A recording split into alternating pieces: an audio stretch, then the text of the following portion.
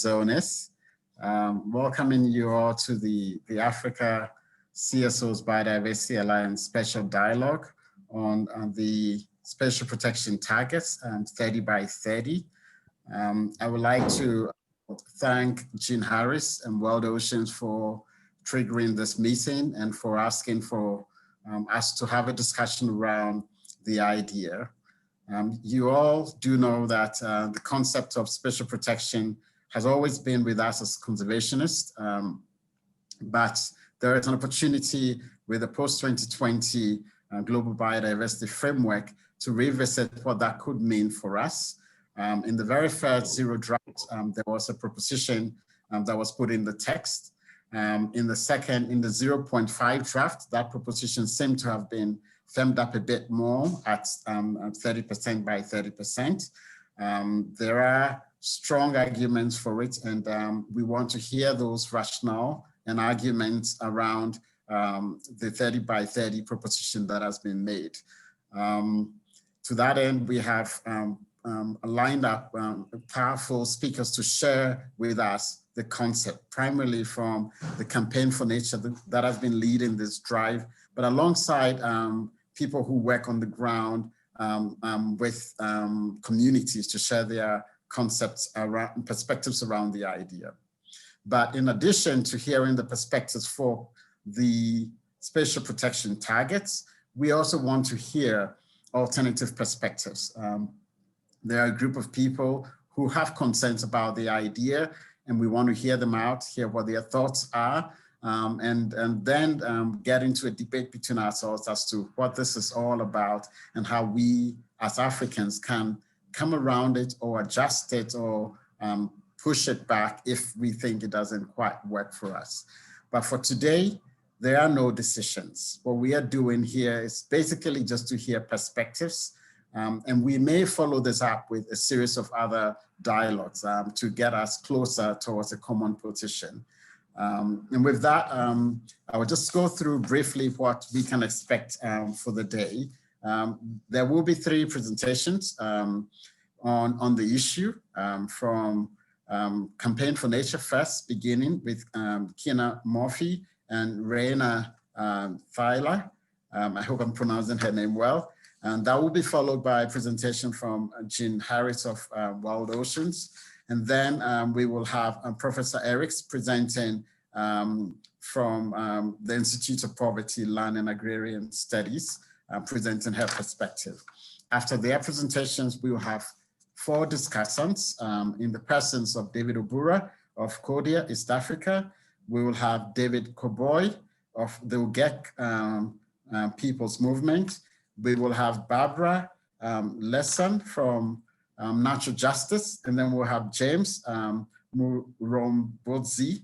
I'm sorry, I'm not pronouncing your last name well, from UNICA, present their perspectives as well. Then we will open up for questions and answers that we will take from the chat box. So if you have any questions, please put them in the chat box, and you can direct your questions to the presenters as well. So for instance, if you want Professor Isaacs to answer to an issue that concerns you, put the question down and say to Professor Isaacs, and we'll send that question directly to her to respond to. So with that, I will call upon our first presenters from Campaign for Nature, Kina Murphy and Raina, to go ahead and present. Over to you, Kina.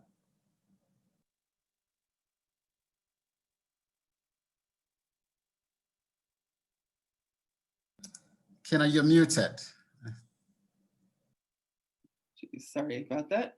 So I just said, hi, everyone. It's great to be on the call. And it's a great opportunity for everyone to kind of share perspectives. So I'll just give you kind of a quick background of the Campaign for Nature and what our goals are. So I'm sure many of you know that the Campaign for Nature has really been promoting this goal of protecting 30% of our lands and oceans by 2030 as part of this global biodiversity framework for the CBD.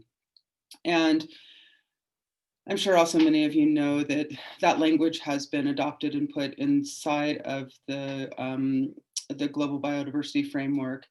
But really the Campaign for Nature has 3 goals. So our goals are is not just around protecting 30% of land and oceans by 2030. We also have 3 goals. So one is the 30 by 30 goal. The other is really to ensure that Indigenous rights are respected, that there's Indigenous leadership included as a requirement within the CBD, and that Indigenous issues are incorporated into the entire CBD framework. So that's our second goal. And then our third goal is also to help to aggregate and raise the funds that will actually make this whole 30 by 30 goal work. So we have several different things that we are working on. Many of you might know that we just hosted a nature finance forum as kind of on the sidelines of the CBD, which was our sort of first kind of initial step at bringing together the resources to make this 30 by 30 goal and getting commitments toward that. Most recently, we have also created, or we're in the process of developing a basically like an IPLC's task force within the High Ambition Coalition. So there's a High Ambition Coalition that's made up, I think, of, I don't know, I think it's like 37 countries now, it might be even more at this point. There are other Alice's on the call too, she could maybe speak to that.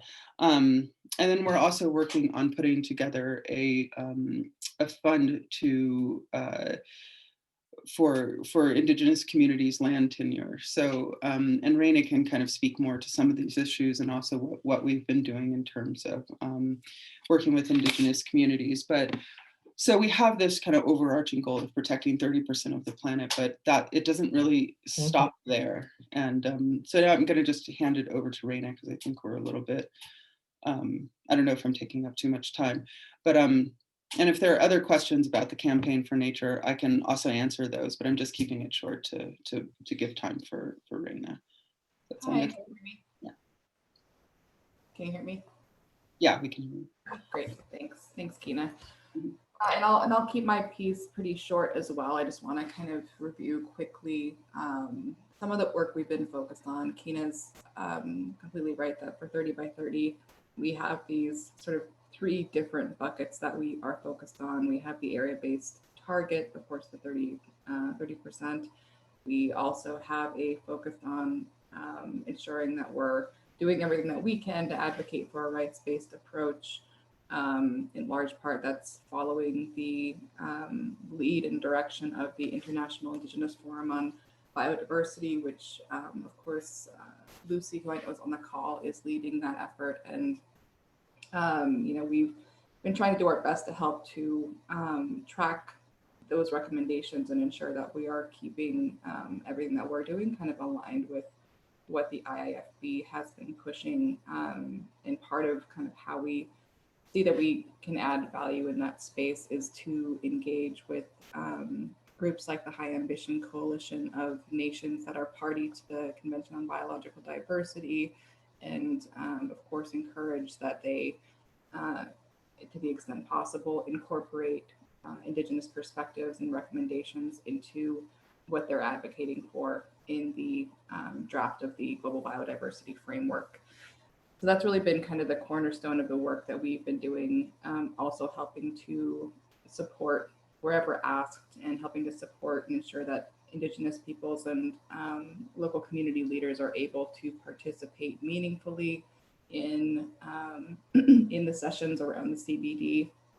We're kind of in a interesting place right now with the pandemic having pushed back much of the schedule around the CBD, which I think affords opportunity in some ways for additional IPLC's leaders to get involved in this process. And so to the extent that we've been able to brief folks on what the current status of the process is, ensure that we're communicating our approach well, and also ensuring that we're helping to support IPLC leaders whenever we can, has been kind of the cornerstone of what we've been pushing. So I'll leave it right there. Yeah, and I also, just wanted to include that within the spatial targets, there's of course this language about other effective conservation measures. And, from my perspective, and it's just my sort of personal opinion, that it's a really sort of open opportunity for IPLCs to sort of take leadership of that kind of realm and, define what sort of multiple use Indigenous sort of managed and led kind of protected areas looks like, and what they should look like. So I just think there's an open opportunity to just really own the space and define what that means for communities. So I just wanted to leave that there, but put that out there that I think it's a real opportunity. And one more thing I will add actually before we turn it over is that the third pillar of what the Campaign for Nature has been working on, as Keena mentioned, is around finance. And so we do want to ensure that as we're having these conversations around finance mechanisms to help to achieve the goals of the Global Biodiversity Framework, that there is also financing set aside for Indigenous land tenure programs, and to help ensure that the parties to the convention are respecting the rights of Indigenous peoples and ensuring that a rights-based approach is a significant part of the approach ultimately when this is being implemented. And Alice is also on the call from the Campaign for Nature. I don't know if you want to say anything, Alice. I'm not trying to put you on the spot, but if we left anything out that you think. No need at all. Thank you, guys. Okay, great.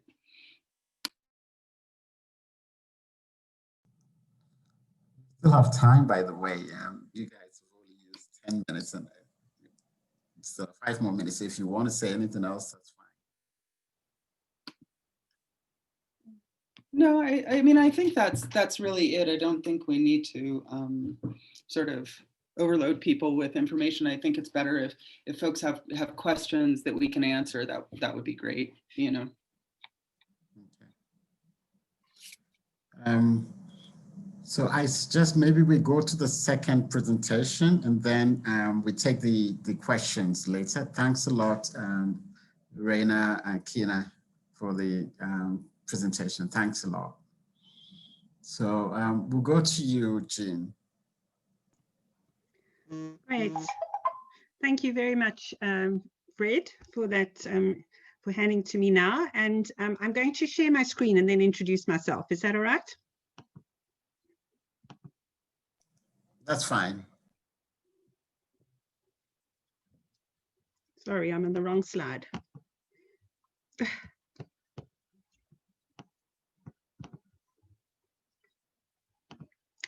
Hi, everybody. It's great to be here with you for this dialogue. What I'm going to be, I'm sitting in South Africa. I am the director of the Wild Oceans Program, which is the marine program for the Wild Trust, which is a regional NGO.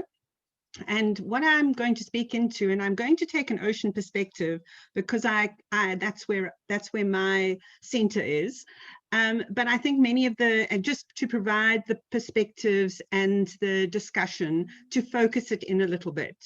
So what I'd like to be looking at here is when we're talking about a global target of 30 by 30, why do we think it's necessary? Where should it be? And how the heck are we going to achieve it, particularly in Africa? So going through those 3 steps really through this talk is why do we need the increased spatial protection? And I'm not only focusing on science, although I'm a marine scientist, but the economics and social. So we know that many of these things would translate to the terrestrial, but up to 50% of protein in our food comes from the sea, and it's actually increasing. Half of our oxygen is generated by oceans, and climate is regulated. But to continue to deliver these ecosystem services, we know that we need the natural system to be healthy. And the reality that we live in at the moment is the oceans are seriously in trouble. We see biodiversity loss and more red list species. We see a fisheries crisis, something that we can't afford as we go into the future 20, 30 years from now. The pressures are many and diverse. whether they go from climate change, we're losing biodiversity and habitat loss, overfishing, a very big thing for the oceans, and I think over land use on the terrestrial might be the equivalent on that side, and pollution. And this has impacts not only on biodiversity, but severe economic impacts, which we're seeing very much in the times we live in now, whether it's fisheries, tourism, agricultural losses, linked to degradation of environment. It's seriously affecting food security and health. So one of the solutions that had been put forward, and well, really one of the recognitions coming from the United Nations and the parties to it, was of course that the Sustainable Development Goals picked up Goal 14, Life Below Water, which is a target of 10 by 20, resonating with the COP or CBD Aichi target of 10 by 20 as well. So we have that space of 10% sort of ingrained in all of us. We've been all trying to get there. And why is that? Why was it recognized? Well, MPAs are a tool for addressing the major threats that we see and risks simultaneously. So it's one of the things in the toolkit that can help to prevent, halt, reverse degradation. But it's one of those tools that can do multiple things to help those ills that we have at the moment. For example, and I don't have time to go into a lot here, they make economic sense and they actually improve fisheries yields and support recovery. I encourage you on the economic sense to look at some of the literature coming from Rashid Soumaila, who's done an assessment of actually what the value of protection is to countries compared to their GDP. But also we found that when you have strategically placed protected areas, you actually increase fisheries yields so you can recover.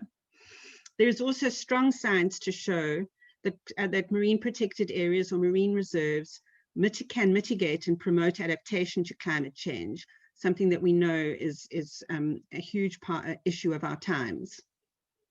So yes, we would like to think of marine protected areas as this basket of bounty that flows in different directions, that is many things to many people and all positive.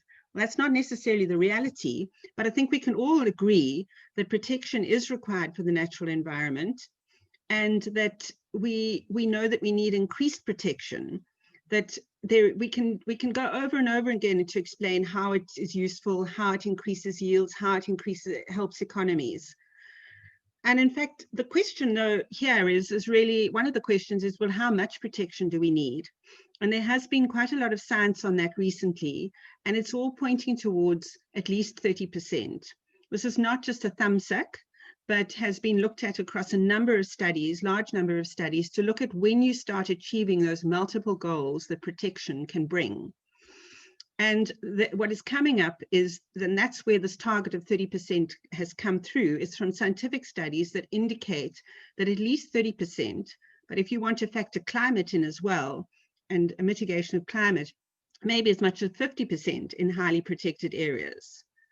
So this puts us in a position where, right, we accept and we know that we need to increase protection, but where do we increase it? Where does this enhance, how do we achieve, not how, where do we achieve this enhanced protection in Africa? And so what I'm looking at there is this, and I had a look at what the WDPA currently puts out in terms of how countries are reported in terms of their protection levels. On the marine side, we're at about 11% if you throw all the countries together and look at it, whereas on the terrestrial side, a little bit better. But of course, we can see that this 11% and 14% is nowhere near what the science and is telling us if we want to achieve those economic, social, and ecological goals that protection can bring. But I want to point out here, when you look at the where, is that there seems to be a persistent and pervasive misunderstanding about the 30 by 30 target. This is a global target. Perhaps we should have a bit more discussion with others in the room later about it. It's not a country by country target, nor is it 10%. It's a matter of achieving what you can and then supporting the achievement of the greater goal. And in fact, one of the drives is that nearly 2/3 of the oceans are beyond natural jurisdiction. Hence this drive for how treaties High Seas Treaty, and to try to achieve some of this protection in this lawless area outside of our areas, which would make outside of our national boundaries, which would make a huge difference to the health of the planet. So given that we know we need more, and we know that it's a global target, so Africa can put its back behind something that it doesn't necessarily country by country have to sign up to, I'm going to get the 30% in my waters or on my land. How do we actually now, as Africa, look at a model for increased protection for us? We have huge challenges. And one of the biggest ones is the historical mechanisms of establishing marine protected areas, but you can read protected areas here, has been highly problematic. It's a very difficult thing to start this dialogue with communities who have been moved out of areas and where lack of justice has prevailed during the production. And so we need to do things differently. We really need to do things differently.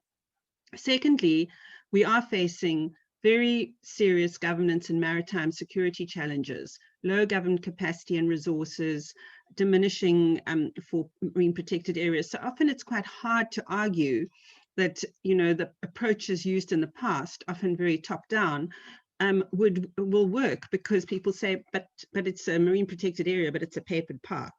So that's another challenge and a resistance to some of it. But I want to talk here, we know about the economic and social bind we sit in Africa.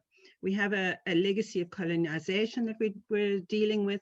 We have very weak economies in most of the countries, very large indebtedness, and that lends vulnerability to predatory practices from other, you know, nations, and corruption, particularly foreign nations. We have very high poverty indices. Climate change is prevalent in the disasters that that we're receiving, and a very high dependence on direct use of natural resources. This makes it hard as well to ask people to engage in as what is the concern of giving up land or giving up ocean for a short while, even if it's going to give you long-term benefits. And then possibly the elephant that's always in the room when I'm in meetings, particularly when I'm in meetings with government, is the industrial activities that are happening offshore that are not necessarily, and very often, not helping local Africans, and essentially allowing an imbalance in terms of and an unhealthiness in our resources that are felt by local people due to these activities. So given these challenges, how do we achieve advanced protection in Africa? And for me, we shouldn't throw the baby out with the bathwater. We do want our continent to be thriving and resilient and sustainable. But how do we get, and we know that advancing protection would help that if it was done in the right way. So what are the solutions? And for me, it's that we need to move in a direction where we choose the solutions as Africans within this framework. We know of advanced protection. And so I hope this slide isn't, you can't say it gently, you can't sugarcoat it, because I feel like we need to take control of the conversation and shape solutions that work for Africa. We need to embrace a global achievement of the needed spatial protection. We also need to push back a little bit, that developed countries do their lion's share of lifting targets and working with us. And I know there's a lot of initiatives trying to do that, but are we driving that agenda? Are we in the middle of that, or are we seeing ourselves as victims and responding to it? And then we need to craft and promote mechanisms that work for Africa to achieve protection, that will then retain the sustainability of our natural assets for Africa's people. And if we do that, I think we can deal with a lot of the concerns people have that increased protection is actually just a veiled land grab, or it's going to plunder the resources. And I think that if we craft and promote the mechanisms that we think will work through spatial protection, then we will have made a huge step in the right direction. So it's already been mentioned, but one of the things that Africa is actually really good at the moment and is building up steam around is community-based conservation. And we have a lot of initiatives that we could build on and strengthen through this process. So here, I think one of the things that we're talking about is recognizing, so this is the WCPA document here on area-based conservation, other effective area-based conservation measures. And, you know, I think it's very interesting to just note that locally managed marine areas are very much a homegrown product that are showing quite a lot of success in Africa.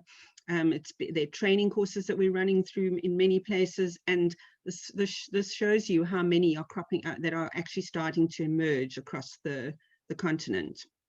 Secondly, although this comes with slight reservation, is I think that we need to also start to steer this blue economy, and particularly from the CSO perspective, because one of the things we do need to make sure this is done is marine spatial planning, but it has to be done with a lot of integrity and a lot of consultation. And we need to, and it's seen by many of our governments as underpinning the blue economy, if you can get the MSP in place. But what we need to make sure is that we're not heading towards an ocean economy where sustainability isn't at the root of it, but we're not allowing ocean economy strategies and MSP initiatives to essentially just to be furthering the large industrial cynical activities that sometimes come into our waters and onto our continent. So I think for me, my closing message is the science is strong that we to heal our planet, land or sea, that we need to increase the spatial protection. That is something that we need to strive to do, and not because of the past and how it's been done in the past, become victims where we try to throw it out and then shoot ourselves in the foot and end up with end up into a degradation rather than a healing path. And I think what we need to be doing now is focusing on the how. How should we do that to increase spatial targets in a way that suits us in Africa and that can bring the outcomes that we desire? Thank you. Thanks a lot, Jean. You ended very powerfully on the fact that the science is strong. What we need today is to focus on the how, because protection is necessary if we want to heal our planet. Thanks a lot for that powerful rendition. I will now call upon Professor Isaacs to share her perspective as well. Thank you very much.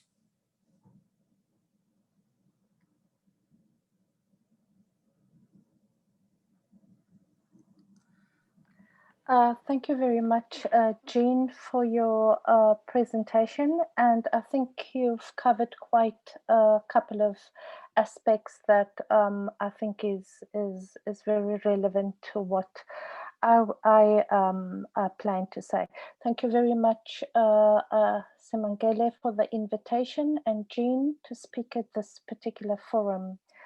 I think it is, just to introduce myself, I'm a professor at the Institute for Poverty, Land and Agrarian Studies at the University of Western Cape in Cape Town. And my work is mainly on small-scale fisheries. And I decided to kind of put my talk mainly around small-scale fisheries because they are people who are most affected when it comes to protected areas. So I framed my talk around the fact that small-scale fishers' lives matter when it comes to conservation. Okay, yes, arrow. So I have 3 points that I want to make in this presentation. I'd like to highlight the importance of this particular sector, the challenges they are facing, and some of the challenges Jean has mentioned already, and trying to come to how can we then reimagine, but also disrupt the issue around conservation, because I don't think that conservation is something that we can just accept blindly as a concept.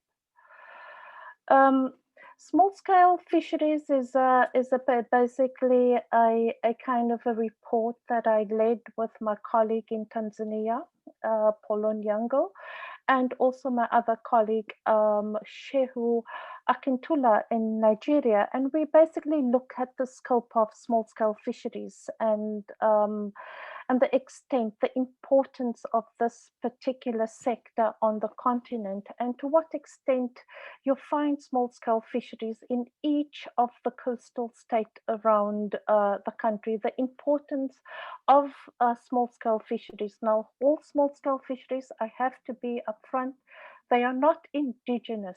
People are migrating either from areas where there are civil conflict to the coast, or from one area to the other area where there are access to food or access to livelihood. So there's a lot of migratory patterns around this particular sector on the continent.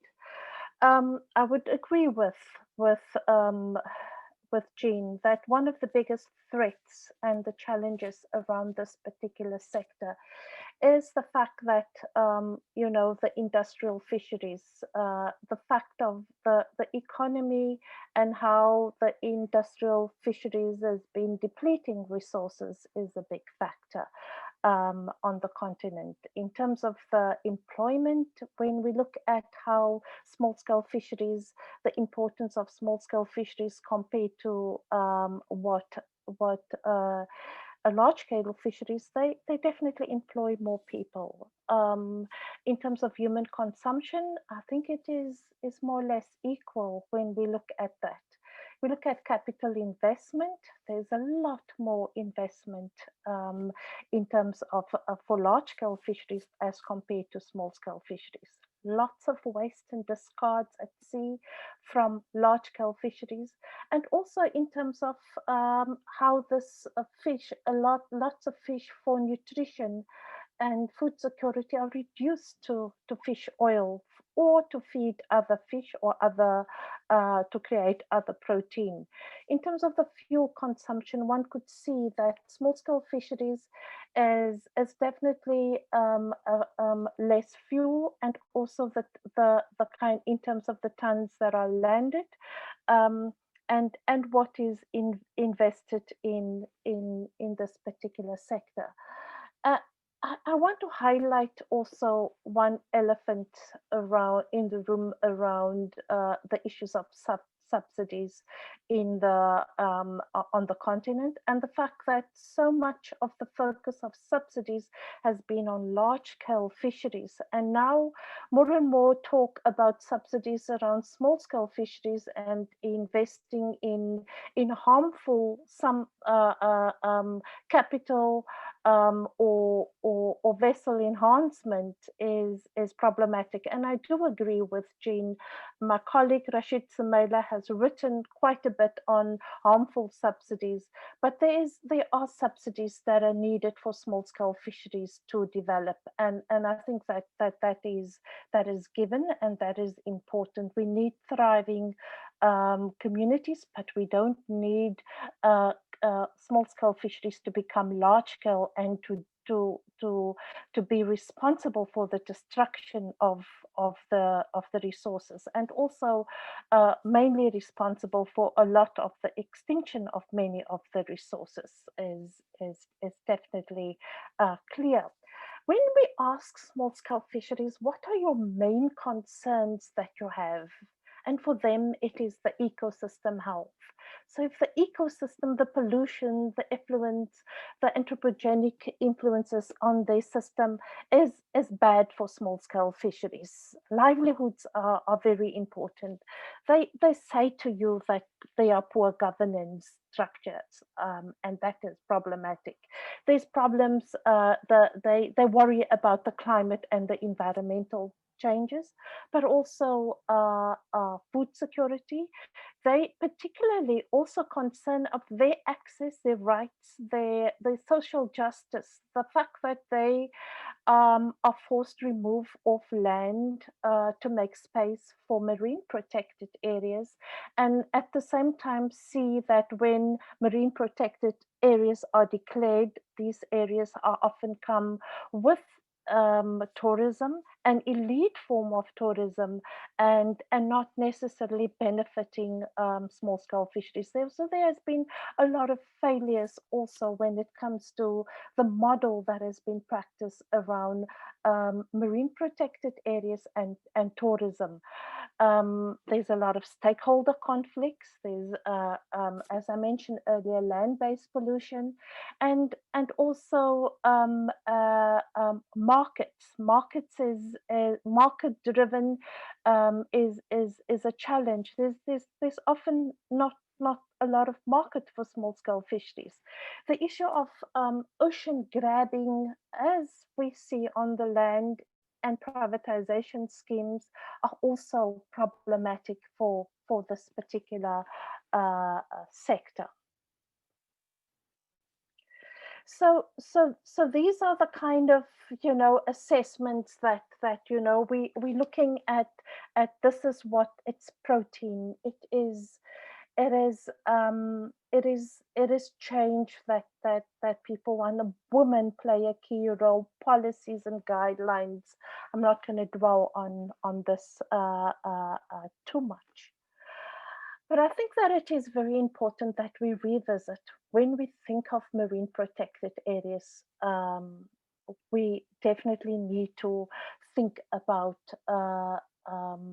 looking at international soft laws, the right to food, right to tenure, and also small-scale fisheries guidelines. These soft tools were specifically created to kind of look at how small-scale fishers access their rights, their tenure, their right to be recognized is very important. And there's been a struggle in the South African case for this particular sector.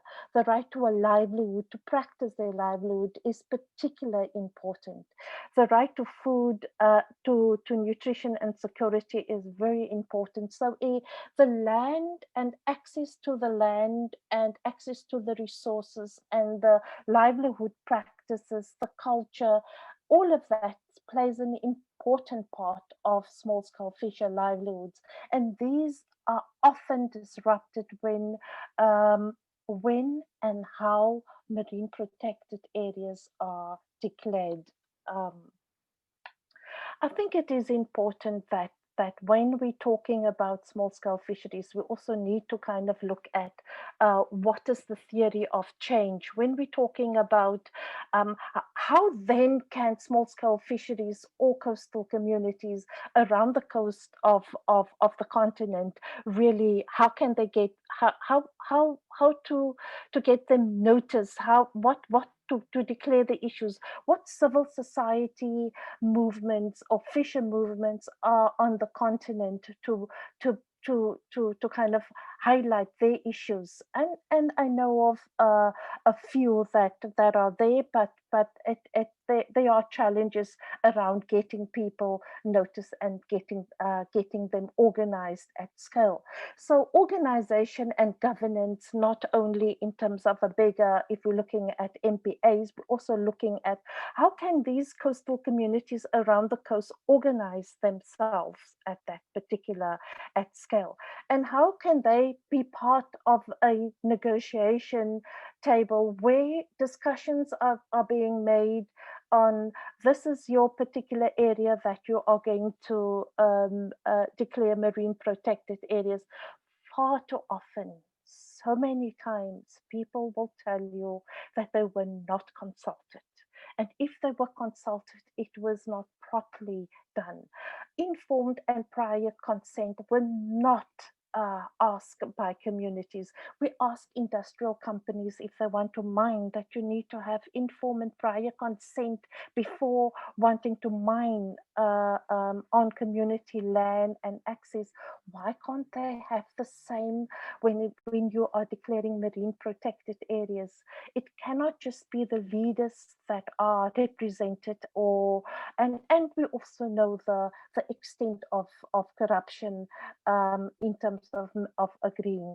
Also, when we're talking about meaningful participation, what do we mean by meaningful participation? What actually do we pick and choose who we want as part of that negotiation table? But if you're a little bit more disruptive and you are against, or you have a position against, can I secure a seat at the negotiation table? So this for me is critical when we're talking about the how, and as much as the ecosystem health is important for small scale communities, it is important for the ocean. We all know how important, as Jean presented in her particular presentation. Now, I have been looking quite some time to look at, on the one hand, I look at the lenses of small scale fishes, and I see on the one hand, there's a big push for marine protected areas, conservation of the resources.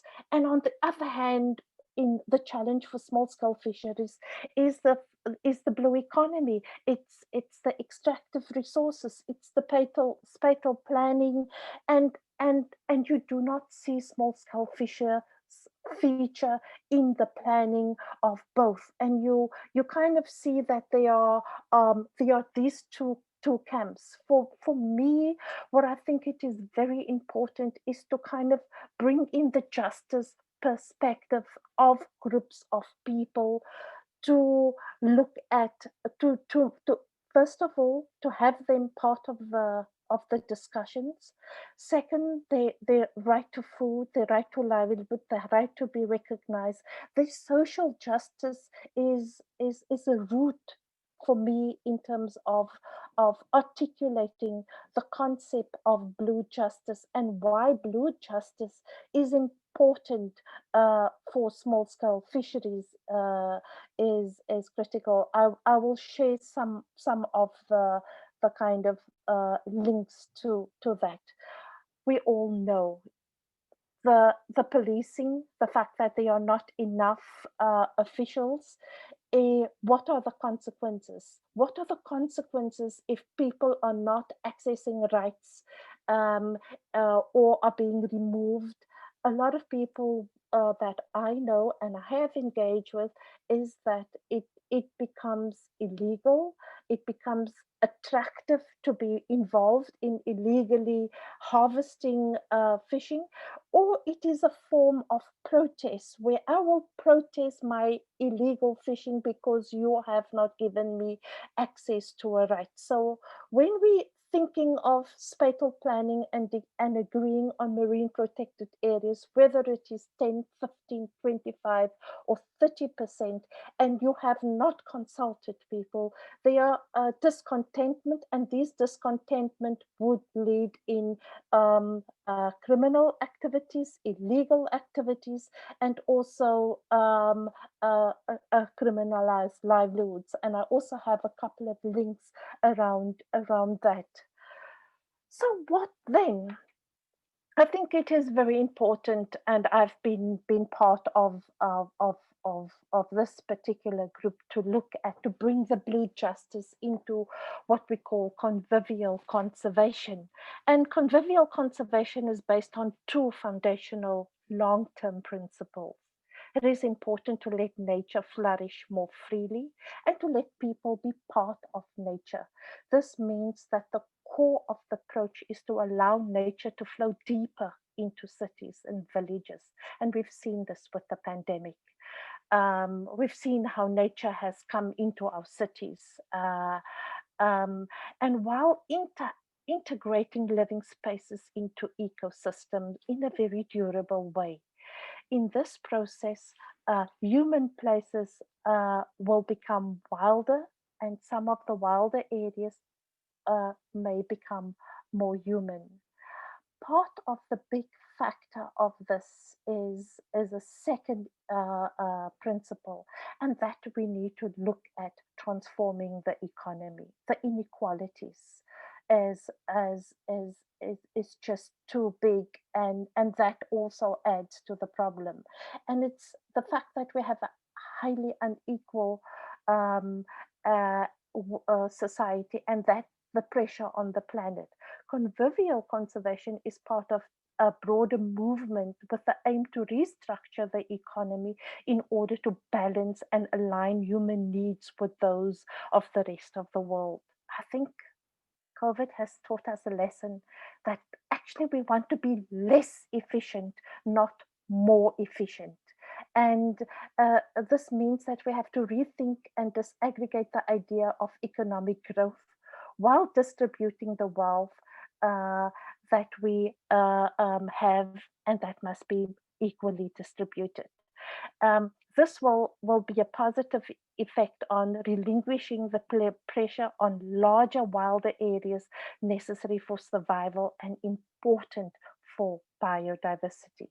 There's a paper of my colleagues Bram Buscher and Robert Fletcher, and there's also a link to tell you on what convivial conservation is. So when we look at the notion of conservation, I think it is important that we Professor need to be Isaacs, disruptive. I'm almost done. My last slide. Yeah, nice. Okay. We need to be disruptive, we need to transform, and we need to renew conservation. We cannot practice the same conservation that we've practiced all the time on the continent, to exclude people and to militarize people to keep them out of it. We need research and training. We need to have network and technology, and we need to disrupt and reimagine how financial flows go towards conservation. And it is important that we must remember that it is justice and community action that is key, and that means policy advocacy and training. So that would be my last point. Thank you very much. Sorry I took so long. Thank you very much, Professor Isaacs, and thanks a lot for this powerful rendition. Key messages there. It's how do we engage communities in protection? How do we bring nature to communities rather than segregating or dividing ourselves between nature and conservation? And I like your last point around nature justice and the role of communities in decision making. So thanks a lot for that powerful rendition. We will now sort of turn between questions and the discussants, but because I have asked people to prepare to share their views, I think we'll go directly to those views. I like the discussions that are taking place in the chat box, and I will encourage speakers to begin to respond to those discussions even in writing as they come back and forth. In the meantime, maybe we'll go straight to David Obura to share briefly on his views as well.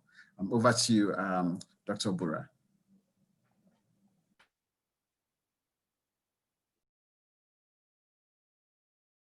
You're muted.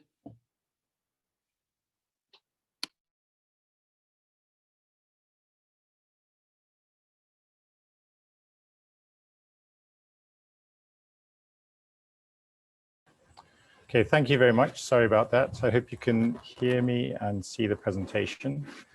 Well,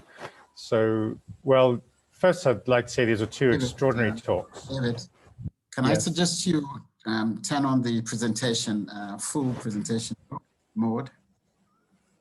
Because it's difficult to see it. Thank you. So, I was going to ask for that. Full screen. Okay, hopefully this is right. I think the benefit of coming in now as I am is that the two previous talks, I agree with everything that both Jean Harris and Muniba Isaacs have said, and so I don't really have to introduce a perspective on either the need for nature to flourish and regenerate, or for the need for people's rights and people's engagement to be full in what we strive to achieve in Africa. So I will try and weave my way through a couple of slides just to try and point out how I think we can try and do this and have an African perspective in making this happen. So I was part of this. My name is David Obura. I'm a coral reef biologist working in Mombasa in Kenya with Cordio East Africa.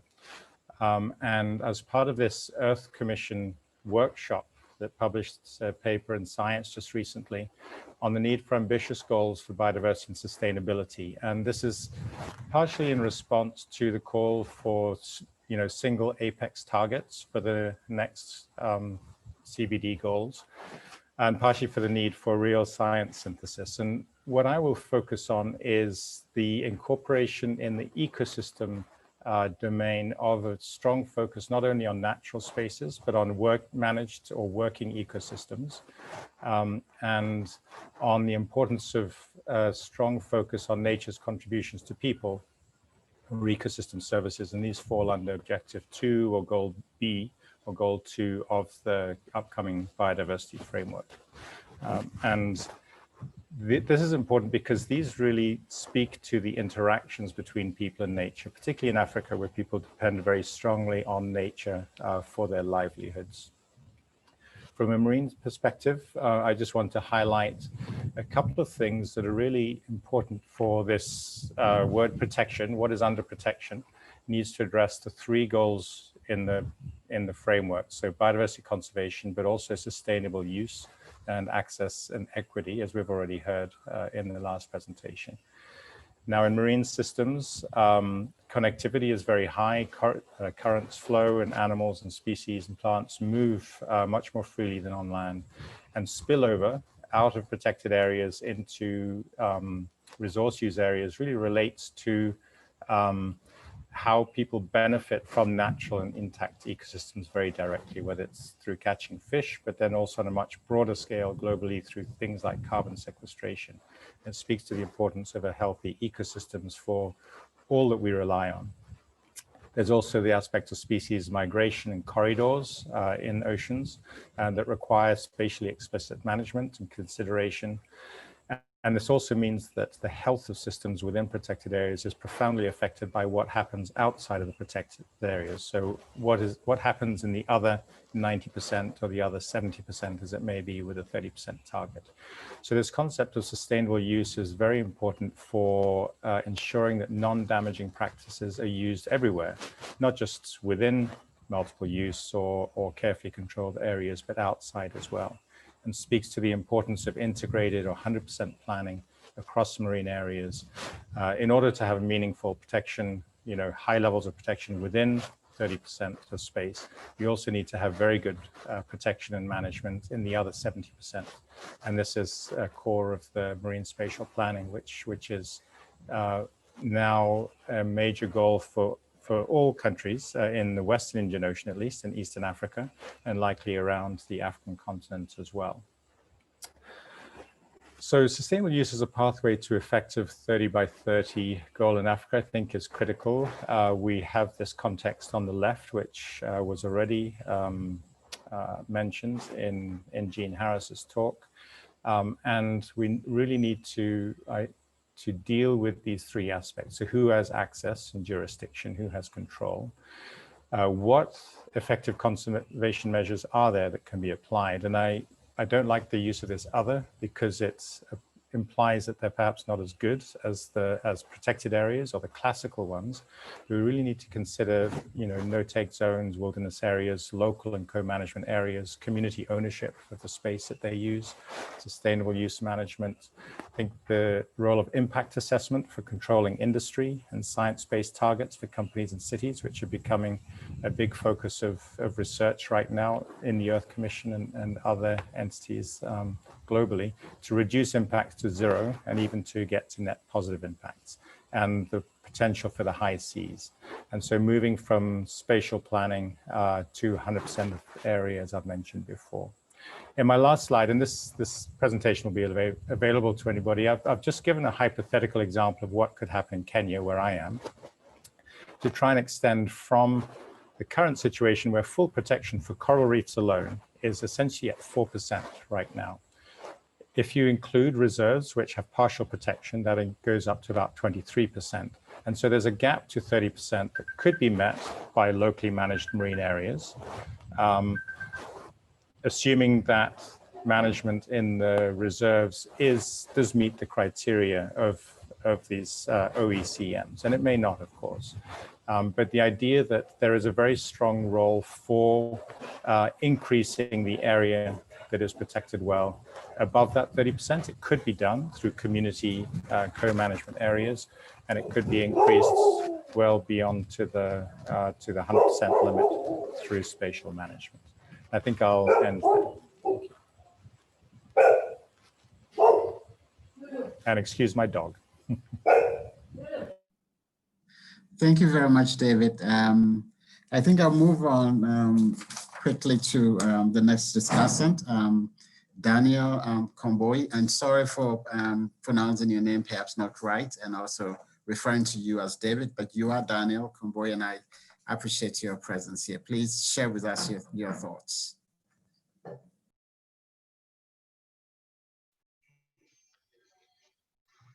Thank you very much. I think my discussion will basically, because I'm from an indigenous community in Kenya, from the Ogier community in my forest complex. And I'll be able to talk from the view of a community more than an academic perspective, where when we talk of 30% on biodiversity, it is something we welcome as indigenous communities. But as we do that, we are concerned about the variables of what make up the 30% and how did you arrive at the 30%?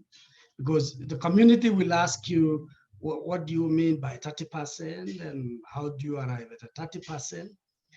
But assuming all factors are constant, we as indigenous community, we look at in terms of what are we involved in conservation? Are we part of conservation? And are we having the ability to negotiate for the 30%? I've had people about access to the biodiversity. I think what happens is that the communities feel great when they are involved in management and in benefit sharing as far as biodiversity is concerned. And the moment this is not really put across well, it will be a good paper to discuss, but it will be only good and it will make impact when indigenous peoples and local communities are involved. And having been working with the International Indigenous Forum Biodiversity, I think it is our call that it has been our call that we have full involvement in consultation. And of course, the issue of FPIC is critical. But there are some things which makes a big meaning for indigenous people. One is the issue of land tenure and the ownership of land vis-a-vis conservation. Because most indigenous peoples, as we are talking, are struggling with ownership of land and land tenure and territories.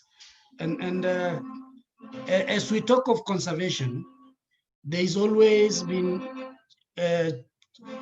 issues of challenges related to ownership and ownership as well as conservation, where communities feel this is their territories, but the states feel this is a protected area. And mind you, some of the communities, like the Ogier community, have been on litigation for years because of the issue of being given full ownership and to give protection to more forest complex as a home of a community. But here, the government is looking at it as a protected area where these communities are not given or even consulted.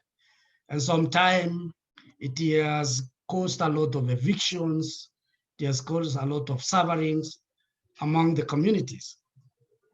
And as we talk about this, they have spent a lot of decades in litigation, a lot of money and time on litigation, trying to have that. But the issue of human rights becomes key, because human rights issues must be respected if conservation has to become a reality. Because we have found a lot of some of our indigenous peoples, environmental defenders, that have faced a lot of challenges. They're being arrested.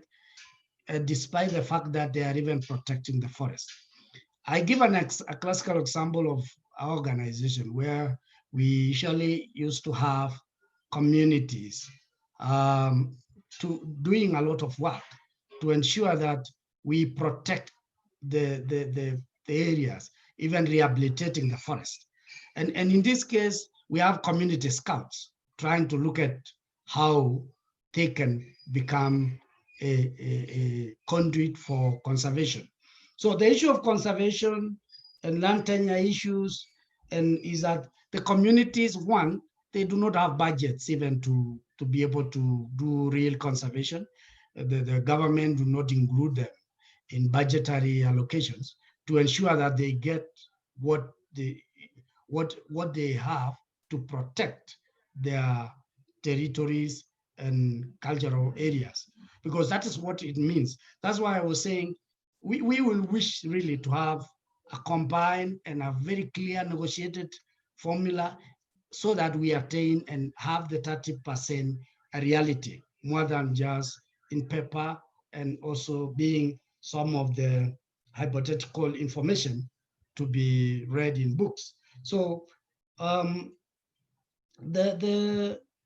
when we say biodiversity areas and also talk of benefit sharing is something which it has never been clear in some areas, because one, the formulas on how the benefit sharing is done is not clear to the indigenous peoples, because the only way is to make it tolloid or simplify the formulas so that the indigenous peoples and local communities can understand what you mean by conservation. So I don't wish to stay long, because I see there are very in-depth issues which are being discussed, and I'm sure we will benefit from the discussion. Thank you very much. Thanks a lot, Daniel, for sharing a lot with us. I'm encouraged that Indigenous people and local communities may not necessarily be against protected areas in terms of spatial protection targets, but it is more about how it is done, the engagement of communities and their voice in determining those decisions. And that's really powerful. So thanks a lot for sharing that. We will now turn to Barbara from Natural Justice to share her perspective. Over to you, Barbara. Thank you, Frederick. And just to introduce myself, my name is Barbara Lassen. I'm based in Dakar in Senegal. I work for Natural Justice. We're an African NGO working on the intersection between human rights and environmental law. So working with communities around land and resource rights and everything that's related. So I'm going to share my screen in a second. What I want to share with you are actually a few thoughts from a process that we've been involved in, but with many other organizations around the Post-2020 framework, and especially how to integrate human rights into that framework. And so I've tried to extract a few of the thoughts as they relate to this discussion on the spatial targets. Just a second. Are you seeing my, yes, you probably are. So I don't need to go into this too much. A few thoughts of what came out of IFBES, but I think the people on this call are very well aware of some of the conclusions that came out of there in terms of the importance of Indigenous peoples and local communities as custodians of biodiversity and of the threats they face. So I won't actually waste time going into this so much. So one of the things we've been discussing with this process, so there was a workshop early this year in Chiang Mai in Thailand looking at human rights and how to integrate them in the post-2020 framework. And some of the things that came out were discussions around we really need this paradigm shift in how we do conservation. And it's not really happening at a pace that we would like to see. And even when you look at the zero draft of the GBF, there are still a lot of gaps in there. So basically, what does it mean to look at a paradigm shift in conservation? These are just a very few thoughts. One of the things is to obviously recognize Indigenous peoples and local communities as strategic allies for conservation. And this would include, indeed, redirecting conservation finance also to the initiatives of Indigenous peoples and local communities. And when you look at existing protected areas or are at perhaps future protected areas under these spatial targets, one of the key things is to, across the board, incorporate equity in how protected areas are managed and governed, and to incorporate rights-based approaches. And this includes taking measures against human rights violations. As we know, unfortunately, and especially here in the region, these are still happening across the board in existing protected areas. And so this is one of the key aspects that we think, if there is to be a 30% target, we need to make sure that we include these approaches and that these kind of things don't happen anymore. One of the things around, if we increase the coverage of protected areas specifically, is to look at governance. I don't know if you're familiar with the IUCN sort of governance types, basically looking at the fact that protected areas can be governed, yes, by state bodies, but they can also be governed by private bodies, private protected areas, but they can also be governed by Indigenous peoples, by local communities, and that there should be across the board a recognition of these different types of governance. And where we've got protected areas where there is a lack of equity, a lack of transparency, etc., that there should be assessing and reforming of the governance models of these existing protected areas. Because as somebody was mentioning in the chat, how can we argue for expansion of protected areas if a lot of things are still going wrong in the existing ones? And then finally, finding innovative approaches to collaboration with Indigenous peoples and local communities. And this includes harnessing traditional knowledge, harnessing customary management practice, cultural values, all the things that custodians of biodiversity have used for hundreds of years to preserve biodiversity in their territories, and that often, unfortunately, still are being undervalued and underutilized in existing protected areas. And so this is a little bit around when you look at protected areas, existing one and future ones. But some of the points that were brought up in terms of beyond protected areas also in those discussions were and this has been mentioned several times today, is to secure collective land tenure and resource rights of Indigenous peoples and local communities. Honestly, if there was one thing that I would like to get into this global biodiversity framework, it would be that, because this will be the game changer. This will be what will make all these ambitions come true, I personally believe. Beyond the land and resource rights, it's to officially recognize Indigenous and community conserved areas. So areas that are being conserved by Indigenous peoples and local communities, to strengthen the recognition of those. And this includes, and this is very important, to really recognize the local governance system that have kept these alive, or that the ones that communities are putting in place now to conserve their resources. Because our work has shown that even where there are so-called community conserved areas designated by the state, often if you take away the authority of decision-making, if you take away the governance of those areas from the custodians, usually they degenerate and usually they don't yield the same benefits anymore for communities. Another point is we've talked about OECM several times today as one of these new opportunities to open the concept of conservation. And indeed, there's a lot of potential there. But it's also very important that Indigenous peoples and local communities be involved from the get-go in how countries are going to define their OECMs, how they're going to recognize them, etc., to avoid falling into some of the same models that we've seen with protected areas. I think this is going to be crucial. And then obviously, the other one is to support and protect environment and land defenders. We all know that the pressure on Indigenous peoples, local communities who are defending the lands against overexploitation is increasing. We have more and more attacks, murders of these defenders every year. And there needs to be more done to protect them and to support their communities and the organizations that stand with them so that they can do this very important work. And finally, again, and this is harking back also to one of the presentations, I mean, one of the underlying drivers, and this is when you look at IPBES, it also becomes clear, is clearly the current development path. Defenders are at the front line of preserving often resources against over exploitation, be it mining infrastructure, things like that.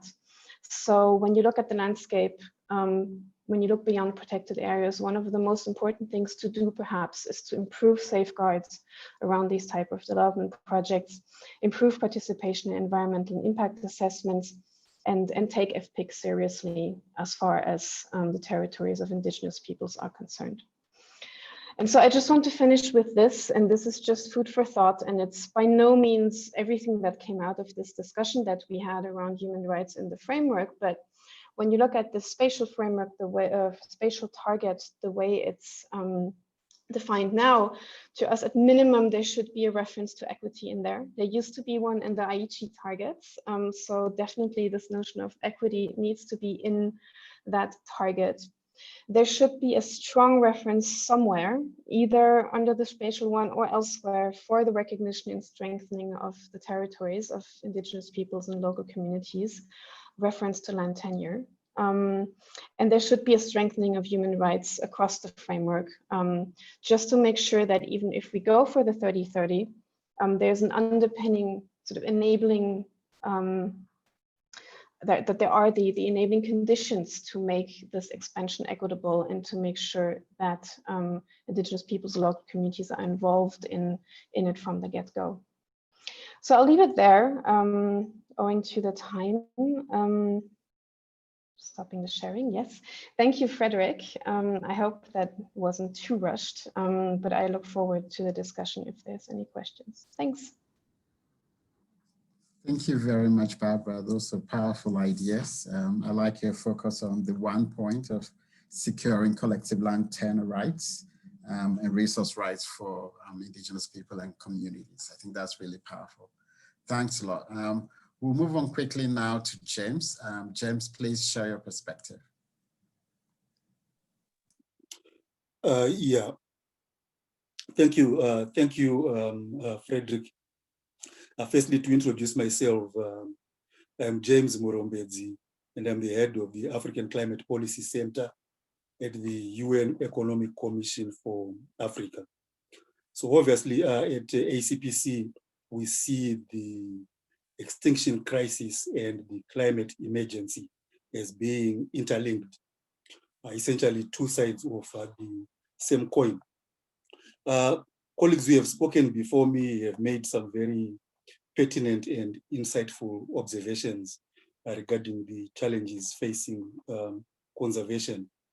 But I want to bring in a different perspective. And my starting point here is the analysis that was done by Karl Polanyi many years ago, in 1949 to be precise, in his book, The Great Transformation, where he was analyzing the responses of capital to crises. This was just after the Second World War, and the biggest crisis, of course, was one of accumulation, which is a crisis that continues to this day. And one of the observations that Karl Polanyi made about the behavior of capital was that, in fact, as accumulation opportunities became limited in existing production systems, capital tended to expand by creating new commodities. By 1949, those new commodities existed essentially in nature. Today, those new commodities are being created in the atmosphere.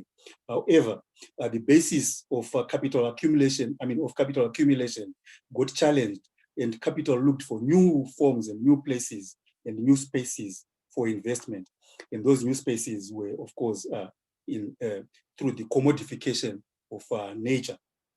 Commodification itself creates new structural contradictions, including subjecting nature to, as well as social relations, to market mechanisms, and also leading to the dominations by elites, which create the inequalities that we have already heard about.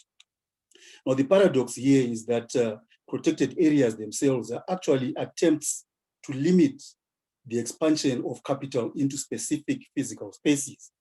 Although many different justifications are given for the creation of protected areas, the main response is actually to stop capital expansion into specific geographies. And this creates, of course, new challenges, such as we heard, for instance, about the tensions between artisanal fisheries and industrial fisheries that Moniba talked so eloquently about. An additional paradox is that protected areas themselves very quickly become commodities. They are commodified spaces, in the sense that they are spaces to which access is restricted to elites who can afford to access them in different ways. For instance, by having access to or owning sports utility vehicles, 4x4 vehicles, having the capacity to pay entrance fees, to pay for accommodation in those protected areas, and so on. And the justification that is typically given is that, in fact, this is in order to raise funding to maintain management of those protected areas. And you can actually see this very clearly if you look at the status of conservation within protected areas. So, to use the example of South Africa, for instance, there are very few protected areas that are actually profitable.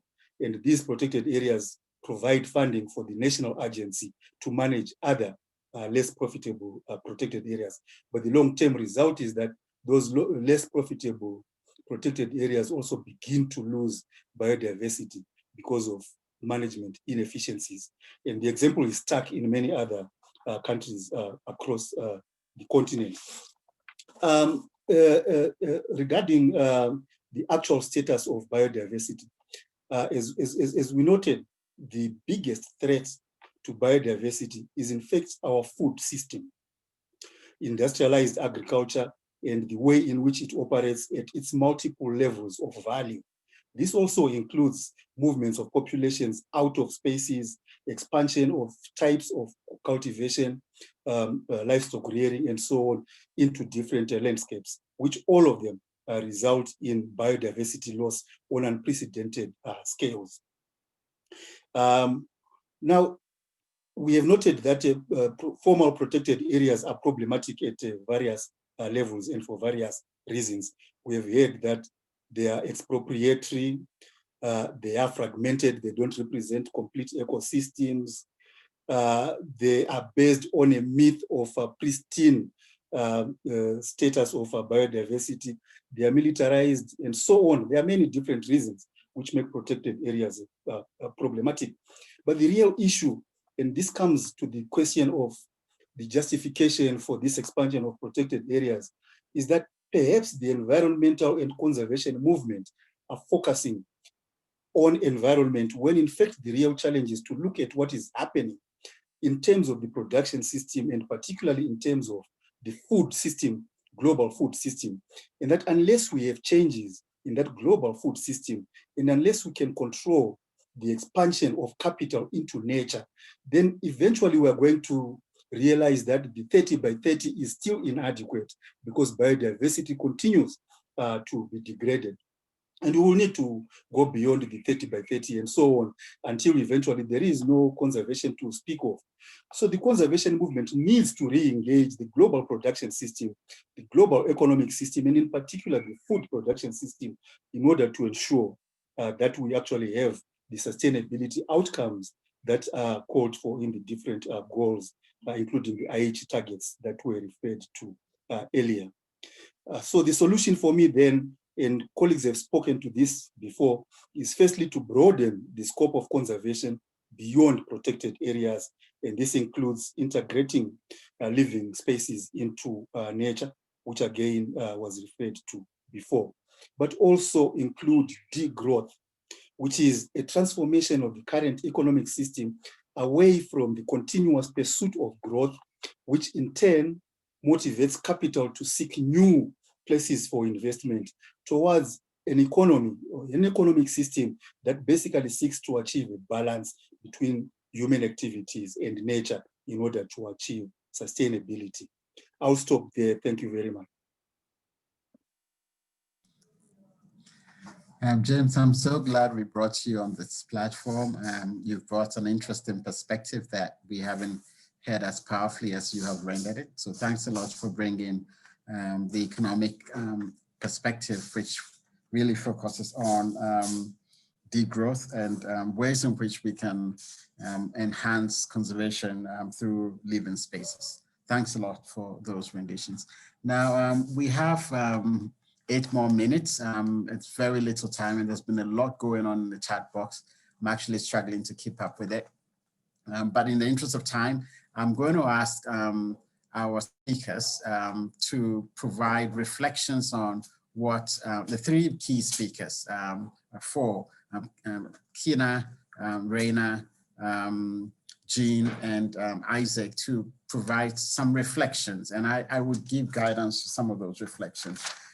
There is a lot out there in the chat box around other effective conservation measures, the integrating and the mainstreaming of it within the text of the Global Biodiversity Framework. It comes as an afterthought.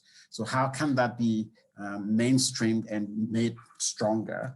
The second relates to financing in many ways, talking about the fact that we have lots of protected areas already that are not effective. And there I would ask Kina or Reina to talk to the issue of the project around financing of protected areas. What are your plans from the Campaign for Nature to really scale up financing in ways that are commensurate to the ambitions that you're seeking? And then thirdly, there's a whole discussion today around the rights of people, the engagement of people in the decision-making processes, and protection of livelihoods and access rights. Here again, I'll come to perhaps Reina to talk about what the Campaign for Nature is doing in that respect. And then lastly, and I'm not sure who would talk to that, and maybe perhaps Professor Isaac can talk to that. This last point raised by Jim, but I also noted Khalid raised that issue.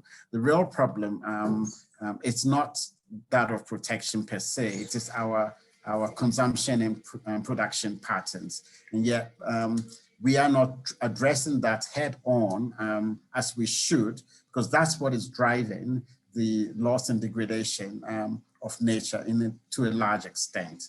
And not diminishing the need for protection, but how do we put the issue of consumption and production and the change of our economic system at the heart of what we are doing? And perhaps Professor Isaac can talk briefly to that. So maybe Jean, you talk to the other effective conservation measures, Reina and Kina to talk about finance and the rights of people. And then we'll have Professor Isaacs talk briefly to the economic model that we currently have and how that can be changed. Over to you. I suggest that Kina and Reina starts first, and fairly very, very brief, please. This is Reina. I can start us off here. And the finance effort is in a pretty early stage at this point. I think it's something that needs to be worked with the groups like the IIFB and IPLC leadership, but kind of in this early stage of talking about who will be financing the implementation of the Global Biodiversity Framework.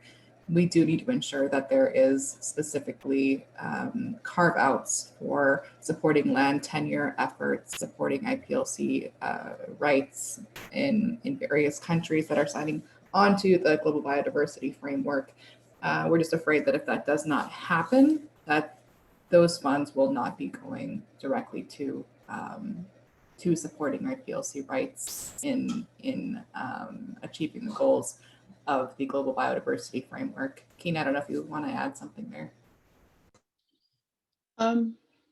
No, I mean, I think that sort of says it. I mean, I think that though there, we can hope that the funds are aggregated and put together for these efforts, but I think that there's just a need to elevate these issues in a constructive way that compels, the large funders to really see the issue and redirect funding. And I think that we spend a lot of time, talking about what the issues are, and what the problems are, rather than coming up with really constructive solutions to some of these issues. So I think, when it comes to funding, I think that, one thing that could be done is that, we can put together some sort of list of goals or a plan or a model for how these things can be done more effectively, and then and pitch it to the funding community and say, look, we are not going to achieve 30 by 30 if we don't figure out how to include Indigenous leadership and rights and land tenure and all those sorts of things within this model. I mean, and it even goes way beyond, I think, Indigenous and local communities. It even includes, as the last speaker, sorry, my brain, I'm missing your name, but was pointing out that we're not going to protect 30% of the planet if we don't also look at if we don't figure out how to create sustainability across all of our systems and all of our productive systems. It's just not going to happen. And so we really have to define the space of other effective conservation measures. And I don't like the name either, but I think but somebody needs to, or a group of us needs to come together and really define that space and figure out the model so that we can carve out a way forward and inspire those big funding agencies to put money into that. I don't think we're going to do much with our sort of traditional protected area system as it is. Even expanding it, I don't think we're going to be successful. So anyway, I know that's not much about funding, but maybe Alice has something to say. Alice is also on the call. Just to add, and hi everybody, that there is a push currently to try to secure from key donors 30% of their climate budgets towards nature. And I think that is potentially, considering the reduction in ODA and the concerns, I'm just talking specifically about donor funding here, as opposed to philanthropists or other forms of finance. I think that might be our best chance from which to secure increased funding.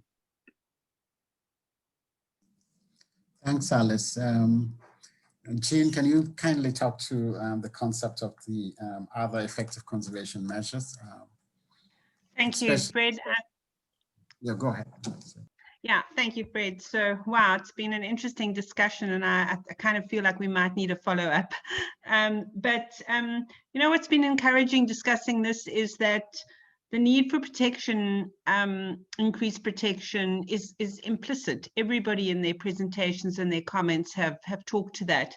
And again, it's in the how. And so I think Africa can lead on the OECMs. We have like really productive examples of how it can be done that haven't been properly supported.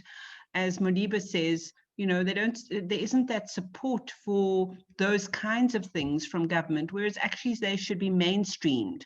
So I think what we want to be looking at is OECMs and those kinds of models being mainstreamed. But I agree completely with you, Kina, we need to get another catchy name for them because OECMs doesn't do it. And so they always seem to be pushed on the side, something other, as David said. So I'm very encouraged by this conversation. I think Africa does have the solutions and we can lead in a way. And really we need to be looking at who drives these processes. And we need to pitch in and actually drive the process for ourselves so that it goes in the right direction, because I think that's the solution for us. Sorry, I'm not very coherent, but that's my thoughts on this. Thank you very much, Jane. And then Professor Isaacs, if you can talk to the concept of disruption and addressing the issues from a production and consumption perspective.